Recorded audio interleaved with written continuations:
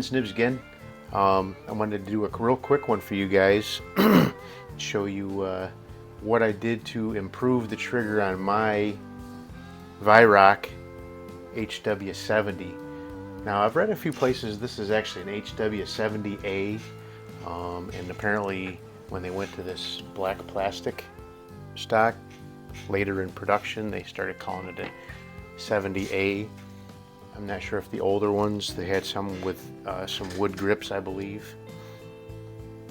I don't know if those are arranged the same way inside, so this may not apply to your older HW70, but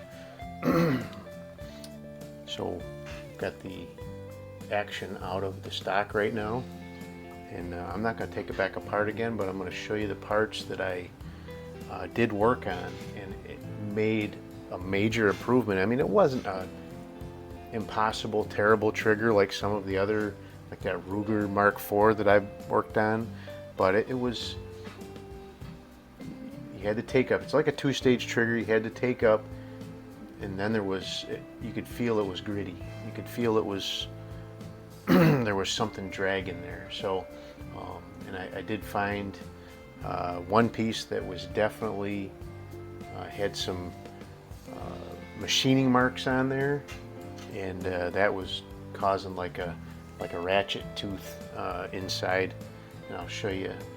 And a few other ones I smoothed up, and it unbelievable trigger on it now. So let me just get you down here real quick. So I'm not going to take it back apart again, but it's not terrible to take apart. There's so up in the front here is actually a trigger adjustment spring, so you want to take that out first and take the spring out of there, set those off to the side.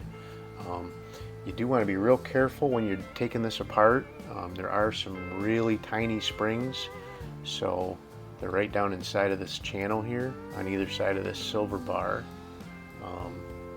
and they actually pull this silver bar so that it will engage with the back side of the, so you can push this down and actually engage the sear without having the gun cocked here right now. And then when you pull that back, it'll actually trip it. But that those two little springs keep this bar engaged with the sear, I guess you'd call it, on the back side of the trigger. So there's a trigger, there's a catch edge here with the trigger that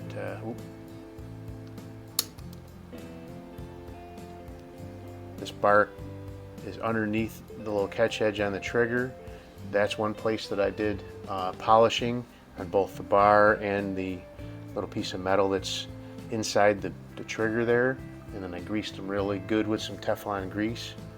But the main one is this little hunk back here, and this is what actually, when you cock the piston back, this little piece actually drops down and locks onto the piston as it slides back and forth.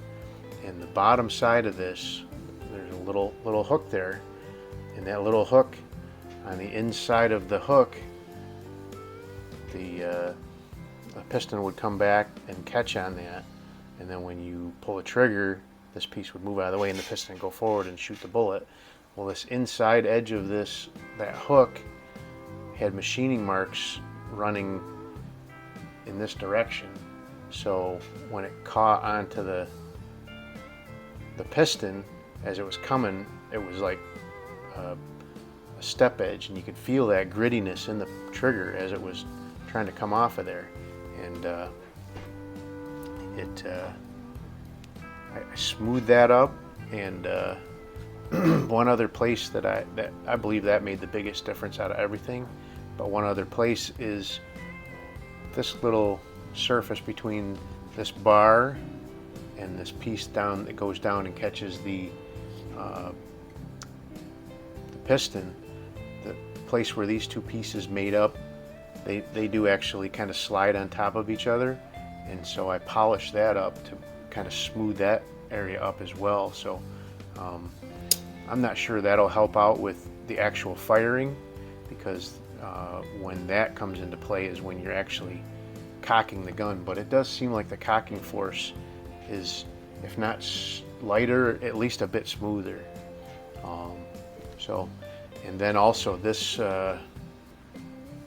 this trigger adjustment spring was cranked all the way down in, and that, I mean, just pulling it without even having any of the other mechanism touching it, that was 5 or 6 pounds probably. So I cranked that way out, and it's a lot lighter. It could stand to even be a little bit lighter probably, but that may require another spring. So I thought you guys would really appreciate it. I'll throw up I already did have it all together and did some testing, and I'll throw up a picture of the 2 targets that I did. I shot some more of the podiums and some more of the RWS basics. I did pull one of the basics, and that was real annoying, but overall the groups are really great now. Except for the one flyer that I did with the RWS, I was able to keep all of the shots in that little black circle, so really really very encouraging as far as that goes. So so there you go, another successful upgrade to a really nice spring air pistol. And I'm going to go ahead and cut it off here, but definitely stay tuned. We're going to have more coming on this guy for sure. And especially now that it's really, I mean, I may do another head-to-head with this one. This one may actually keep up with the Baikal now. Now that it's got a really much nicer trigger. So, but anyway, wanted to keep this one nice and short for you guys, but I thought you'd really appreciate it. If anybody has any questions, just let me know. I really don't want to take it apart again, but if you do need to see those parts more up close, I definitely would be willing to do an update on the video and tear it down a little bit farther. But all right, back up here real quick. Really appreciate everybody being on the channel, and if you do like the video, like, share, and subscribe. Make sure you hit that notification bell so you'll get notified when I do post up new videos, and we'll see you again next time.